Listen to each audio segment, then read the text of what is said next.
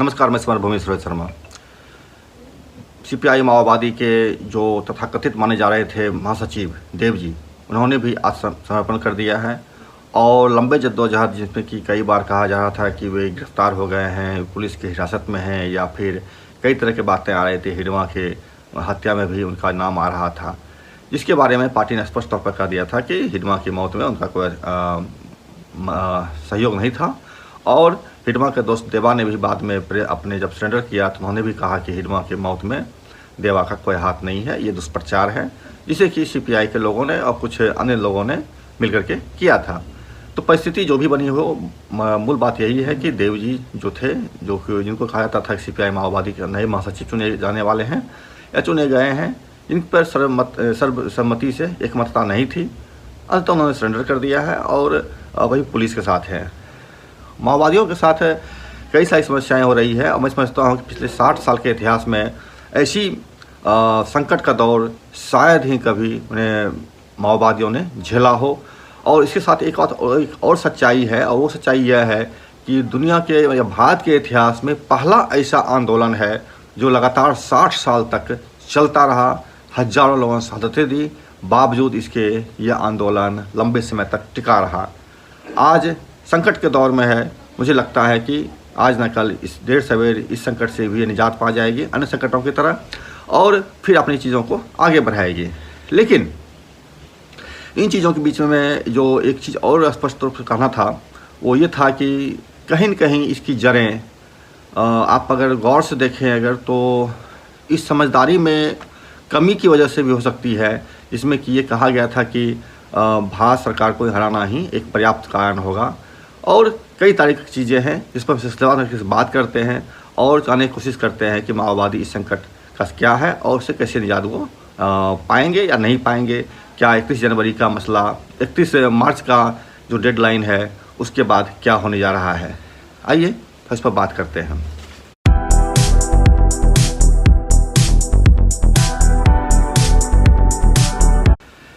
Dev ji surrender कर दिए हैं। इसके पहले वेणुगोपाल राव ने सरेंडर कर दिया था। उसके बाद जो सिलसिला चलता रहा है वो लगातार इस तरह के घटनाओं में सरेंडर्स के सिलसिले चलते चले जा रहे हैं। कुछ ने हथियार के साथ सरेंडर किया है, कुछ ने हथियार के बिना सरेंडर किया है। और इन तमाम चीज़ों के बीच जो एक चीज़ और साफ़ हुई है वो ये साफ़ हुई है कि माओवादियों का संकट सच में गहरा है और इसका कारण ढूंढना सबसे ज़रूरी होता है कि आखिर माओवादी इस संकट में क्यों फंसे और क्यों इसको निजात पाने में इनको कितनी कठिनाई हो रही है।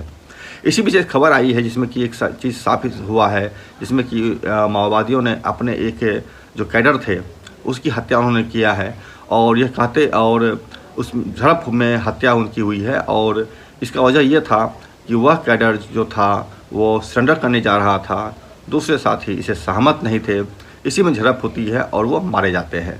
तो माओवादी आज भी सरेंडर करने के खिलाफ है, यह बात इस घटना ने साफ तौर पर स्पष्ट कर दिया है। दूसरी तरफ उन लोगों की बात भी करें जो कि इस आशा में बैठे हुए हैं, जिसमें कि बीबीएम के भी लोग हैं, 11, 12, 15 जो भी लोग हैं, वो जो माओवादी के साथ में हैं वो पत्र लिख करके गृह मंत्री से बार बार अनुरोध कर रहे हैं कि हमें सरेंडर करने का मौका दिया जाए। और वो बता रहे हैं कि हम वेट कर रहे हैं कि पार्टी जो है सरेंडर करने का तय करें तिथि, और पार्टी के सरेंडर के साथ ही वो सरेंडर करें। पार्टी नहीं कर रही है, इसीलिए हम जो है अपनी तरफ से सरेंडर करने की बात कर रहे हैं। ये पत्र उन्होंने गृह मंत्री को लिखा था बीबीएम कमेटी की तरफ से। इन घटनाओं से एक चीज़ साबित हो गया है कि सीपीआई माओवादी एक पार्टी के तौर पर सरेंडर नहीं करेगी। अगर माओवादियों के पुराने लीडरों की बात करें हम अगर, तो उन्होंने एक बार कहा था कि हम अगर अकेला भी बचेंगे अगर, तब भी हथियार नहीं रखेंगे। दूसरी तरफ एक और जानकारी आई है निकल करके सामने, वो ये है कि अगर पूरी पार्टी भी ख़त्म हो जाएगा भारत में और अगर हमारा दस्तावेज रहेगा तो संघर्ष फिर से खड़ा होगा। इससे एक चीज़ साबित होता है कि भारतीय कम्युनिस्ट पार्टी माओवादी कितनी बारीकी से अपने संघर्ष के प्रति समर्पित है और किसी भी तरह के दमन या नरसंहार से घबरा नहीं रही है। वह अपने दिशा पर अडिग है, सरेंडर करने के खिलाफ है। इस चीज़ों से एक चीज़ साबित होती है कि माओवादी लगातार संघर्ष करेंगे और अपने लक्ष्य की ओर बढ़ेंगे। मैं एक घटना सुनाता हूँ आपको, जो कि विगत दिनों मुझे मालूम हुआ था। एक संपन्न घराने की महिला मुझे बताती है, मुझसे पूछती है कि क्या बिहार से माओवादी समाप्त हो गया है? तो मैंने कहा हाँ, गृह मंत्री अमित शाह ने खुद कहा है कि बिहार में माओवादी नहीं है, बिहार माओवादी मुक्त हो चुका है। तो मुझे एक किस्सा सुनाती है अपने बारे में कि मैं आज आ रही थी एक रिक्शा से, और रिक्शा चालक से पैसे मामले पर जब उतरी वो रिक्शा से, तो पैसे मामले में अनबन हो गया। रिक्शा वाला अधिक पैसा मांग रहा था, ये कम दे रही थी। तो ये जब अपनी जिद पर अडिग थी कि हम इतना ही पैसा देंगे, तो रिक्शा वाला ने सीधे सीधे कहा कि अगर आप मुझे पैसा नहीं देंगे तो हम माओवादियों के पास जाकर के शिकायत करेंगे आपकी। एक दूसरी घटना, एक घरेलू मेड जो कि काम करती थी कि संपन्न घराने के यहाँ, जब उनको मजदूरी नहीं मिला सही तरीके से, क्योंकि कई मसले थे उसमें, तो उस महिला ने साफ तौर पर कहा कि आप अगर मुझे पैसा नहीं देंगे, मुझे मजदूरी नहीं देंगे, तो मैं जो हूँ माओवादियों को रिपोर्ट करूँगी, उनसे शिकायत करूँगी आपसे आपका। ये दो घटनाएं बताती है कि माओवादी इस देश के गरीब, दलित, पिछड़ी, शोषित महिलाओं का, आदिवासियों के रीढ़ की हड्डी है, और इस रीढ़ की हड्डी को तोड़ने की कोशिश ये सरकार कर रही है। बिहार में माओवादी नहीं है, लेकिन फिर भी माओवादी ने सरेंडर नहीं किया है। माओवादी अपने साथ है, अपने नीति के साथ है। इसीलिए माओवादी आज भी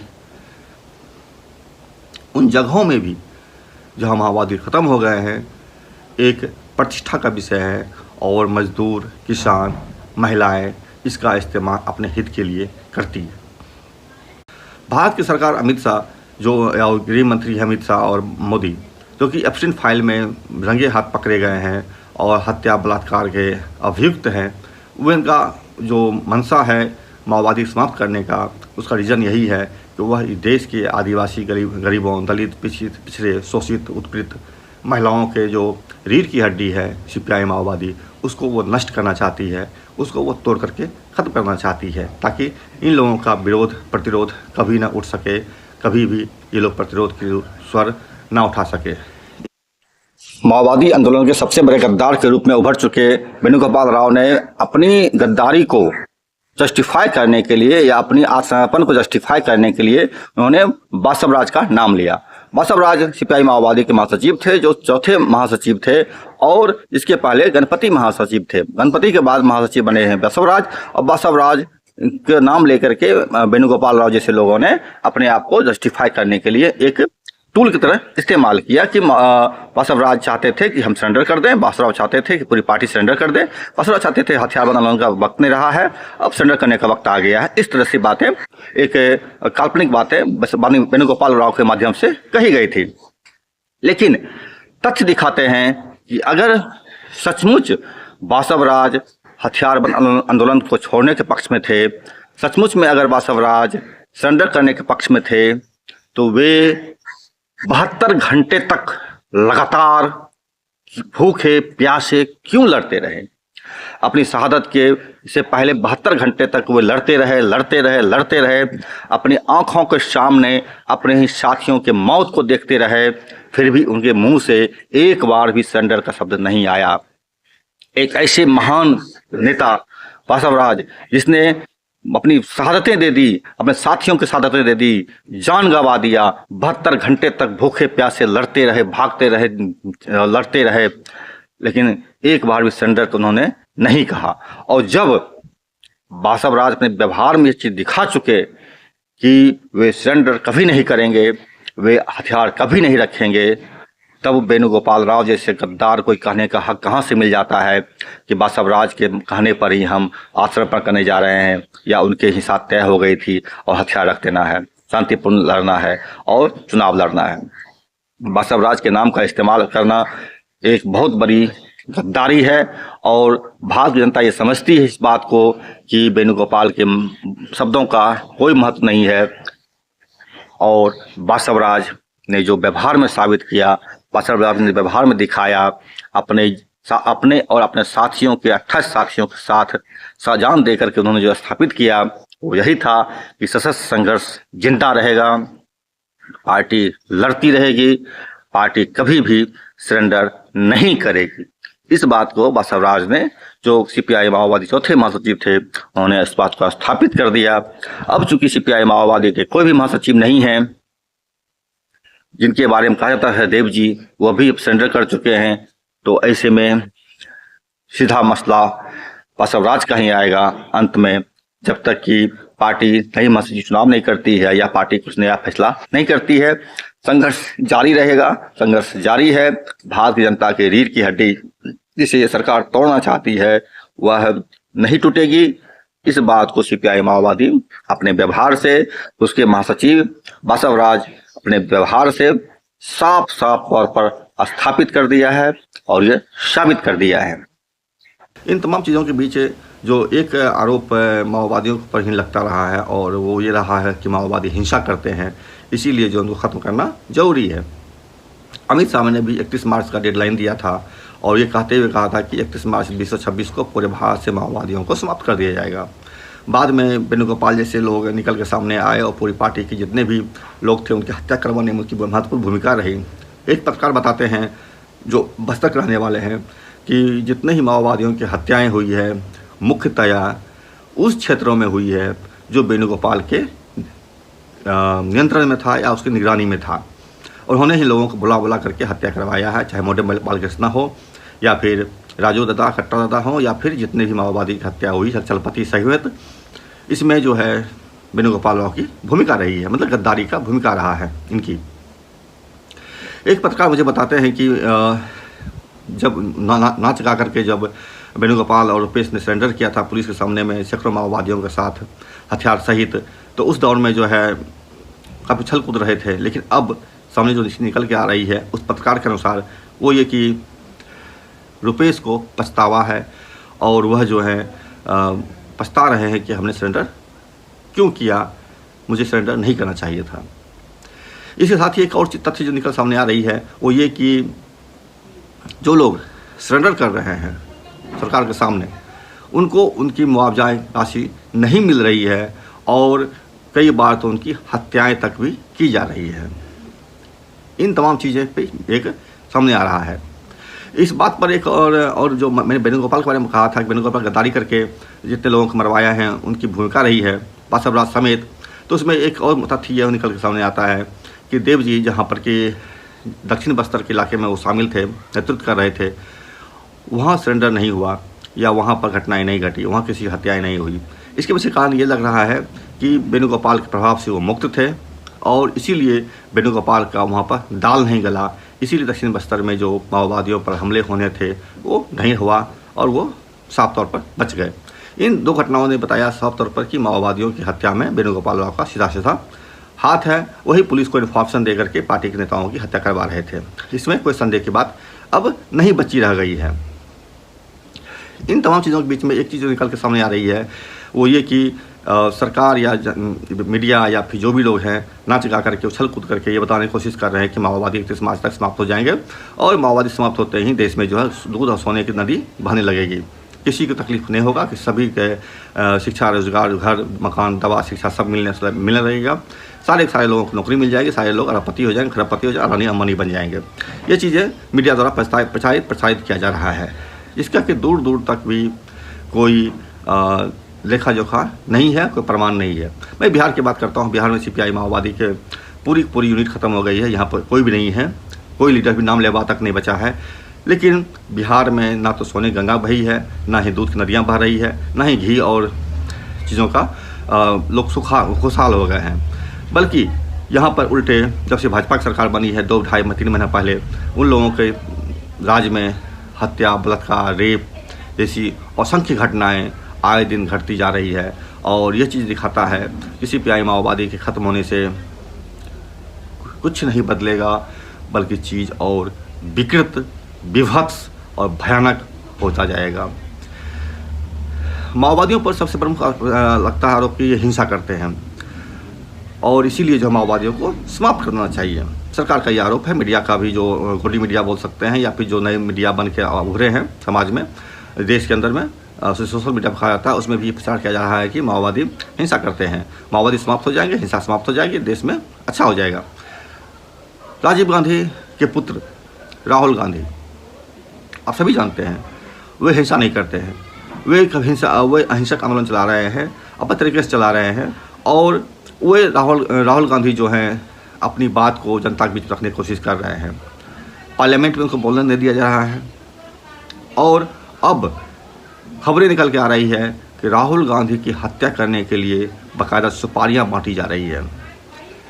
कई लोग पकड़े गए हैं, भाजपा के लोग, जो कि राहुल गांधी की हत्या करना चाहते हैं, उनके सीने में 25 गोलियां मारना चाहते हैं। सवाल उठता है, एक अहिंसक आंदोलन चलाने वाले राहुल गांधी की हत्या ये सरकार क्यों करना चाहती है? राहुल गांधी इसी सत्ता के अंग है, इसी सत्ता के उपभोग करने वालों में से एक है, और जब उनके साथ ये सरकार ऐसा कर सकती है, उनकी हत्याएं करा सकती है, तो समाज में जो दलित, दबे कुचले, पीड़ित उत्पीड़ित महिलाएं हैं, उनकी हत्या कराना कितनी मुश्किल होगी इन लोगों के लिए। यही कारण है कि राहुल गांधी की मसला को ध्यान रख लीजिए आप अगर, तो जो लोग भी संघर्ष करने की बात बोलते हैं, चुनाव जाने की बात बोलते हैं, सरकार बनाने की बात करते हैं, या कई तरह की चीज़ें करने की बात करते हैं, उन लोगों के लिए भी यह बता पाना मुश्किल है वो कब तक जिंदा रहेंगे। जब राहुल गांधी की हत्या करने की बात ये लोग कर सकते हैं, तो ये छोटे मोटे टुटपुंजिए लोग जो सिपाही माओवाद से निकल करके कूद रहे हैं, अच्छे दिन क्या लाभ उठाना चाह रहे हैं, तो वो कितने दिन बचेंगे ये कौन जानता है। बस इसीलिए माओवादियों का जो ये कहना है कि हम हथियार रखेंगे नहीं, हम लड़ेंगे, हथियार के साथ लड़ेंगे, ये उनका प्लस पॉइंट है। यही कारण है कि माओवादी आज तक जिंदा भी हैं। हथियार के बिना वो एक सेकंड भी जिंदा नहीं रह सकते, और ना ही अपने जनता के लिए वो किसी काम का चीज़ बनेंगे। अब सीपीआई लिबरेशन को देख लीजिए, उसके पास अब हथियार नहीं है, उन्होंने हथियार रख दिया है। अब उनकी हालत कुत्ते की पूंछ की तरह हो गई है। वो कभी कांग्रेस के पीछे चलते हैं, कभी आरजेडी के पीछे चलते हैं, कभी किसी के पीछे चलते हैं, और उनका महत्व अब समाज में कुछ भी नहीं बचा।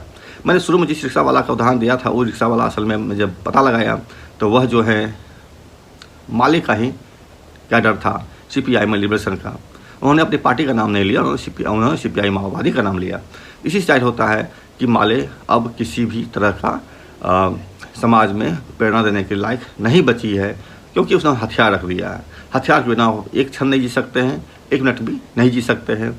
राहुल गांधी के साथ प्लस पॉइंट यही है कि वो सत्ता के बड़े कद्दावर नेता रहे हैं, उनके पास भी पुलिस सुरक्षा है, सिक्योरिटी गार्ड है, बहुत सारी चीज़ें हैं, संवैधानिक प्रोटेक्शन मिला हुआ है। इसके बाद भी अगर उनकी हत्या करने की बात उठती है तो सवाल कहीं ना कहीं उठता है कि जिनके पास इस तरह का प्रोटोकॉल भी नहीं है, इनके पास कोई सिक्योरिटी का नहीं है व्यवस्था, वो कितने दिन टिकेंगे, कितने घंटे बचेंगे। जहाँ तक माओवादियों पर हिंसा का सवाल है, वे हिंसा के सख्त विरोधी होते हैं, ये बात तथ्य है और सत्य भी। जितनी ज़्यादा हिंसा शासक वर्ग कर रही है, मोदी सरकार कर रही है, ये अमित शाह के उसके पुलिस और गुंडे जो भारे लठैत बुलाए गए हैं सेना पुलिस के रूप में, वो कर रही है, उसके तुलना में माओवादी हिंसा बहुत बहुत बहुत कम कर रहे हैं। अगर हम तथ्यों की बात करें, एक और चीज़ की बात करें हम अगर, तो मैं गणपति की बात करना चाहूँगा, जो सीपीआई माओवादी के तीसरे महासचिव थे, और उन्होंने जो है बाकायदा जब अपने उनके ही साथी श्याम मुरली महेश की मौत होती है, फर्जी मुठभेड़ पुलिस कर डालती है, तो उनके समारोह में वो एक भाषण देते हैं और स्पीच देते हुए बताते हैं कि भारत, हम अपने मित्रों के साथियों के शहादत से दुखी हैं, लेकिन यह शहादतें और लंबी होगी और ज़्यादा होगी, और जब आंदोलन बढ़ेगा आगे तो भारत की सरकार से युद्ध करनी पड़ेगी, जो भारत की फ़ौज है। 40 लाख की फ़ौज, 10 लाख की फ़ौज है भारत सरकार के पास, पुलिस मिला करके आप 30-40 लाख बोल सकते हैं, तो 30-40 लाख लोगों की हत्याएं हो सकती है। ये उन्होंने गणपति ने उस वक्त में अपने स्पीच में कहा था। लेकिन गणपति इस बात को बोलना भूल गए थे, या उन्होंने किसी कारण से नहीं बताया, और ये कि अगर माओवादी भारत सरकार की सेनाओं को ख़त्म कर देते हैं, उससे जीत लेते हैं, तो बातें यही नहीं रुकेगी, बल्कि भारत के माओवादियों को दुनिया के तमाम पूंजीवादियों के साथ युद्ध करना पड़ेगा और उसमें नाटो का नाम सबसे अग्रणी है। कई लोग बोलते हैं भारत में पूंजीवाद आ गया है, लेकिन माओवादी कहते हैं भारत में अर्थ सामंती अर्थ औपनिवेश की व्यवस्था है। अब 14 साल से जो भारत में चल रहा है मोदी सत्ता, उससे भी एक बात साफ हो गया है कि वास्तव में अब में भारत एक अर्थ सामंती देश है और अर्थ औपनिवेशिक देश है। अब यह ताबेदार हो गया है अमेरिका का, और जिस तरह से एप्सिन फाइल में फंसे नरेंद्र मोदी इजराइल नाचने गाने जाते हैं और अब भी एक बार फिर गए हैं, इससे भी साबित हो गया है कि भारत की नीतियों पर अब जो कुछ भी हो रहा है वह स्वतंत्र नहीं है, वह अमेरिका के इशारे पर होता है, CIA और मोसाद के इशारे पर होता है। और अमेरिका ने इन दिनों भारत में 4 अपने निगाहबान को लगा दिया है, जो कि भारत की हर नीतियों पर बड़ी निगाहों से देखेगा, जांचेगा और आदेश देगा। मतलब यूँ कहें भारत अमेरिका का अब एक स्टेट बन गया है। उसी तरीके से जिस तरह से अमेरिका का एक 50 स्टेट है, अब 51वां स्टेट यह भारत बन गया है अमेरिका का। अब यहाँ पर नाम के लिए भले नरेंद्र मोदी प्रधानमंत्री के तौर पर आपको दिखते होंगे, लेकिन असली हुकूमत यहाँ पर अब अमेरिका कर रहा है, ट्रंप कर रहा है, CIA और मोसाद कर रहा है। ये बात खुल करके अब सामने आ चुकी है। एप्सिन फाइल के दुर्दांत सहयोगी साथी नरेंद्र मोदी इसमें बुरी तरह से भारत को लपेट दिए हैं और भारत की सत्ता को अमेरिका के चरणों में डाल दिए हैं।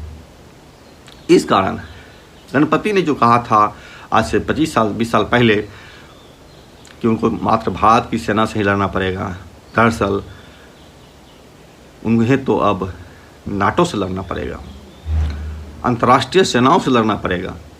और तैयारी अगर उस स्तर की नहीं होती है तो माओवादी ख़त्म होने में बहुत देर नहीं लगेगा। लेकिन जैसा कि मैंने शुरू में कहा, जनता की समस्याएं हल नहीं हो रही है, गुलामी के नए दस्तावेज लिखे जा चुके हैं, तो ऐसे में अब यह आंदोलन कम नहीं होगा और तीखा होगा, युद्ध और भयानक होगा। और इस युद्ध के लिए 40 लाख नहीं बल्कि 30 करोड़ लोगों की जाने जाएगी। चाहे इस देश में मनुस्मृति स्थापित हो या फिर इस देश में कम्युनिस्ट घोषणा पत्र स्थापित हो, यानी इस देश में RSS का मनुस्मृति काम करे या फिर माओवादियों के कम्युनिस्ट घोषणा पत्र के तहत नई सरकार बने, समाजवादी सरकार बने, मौतें 30 करोड़ होनी है। अब इसको किस रूप में आप ले पाते हैं वो अलग बात है, लेकिन प्रचार दुष्प्रचार का एक अंश देखिए।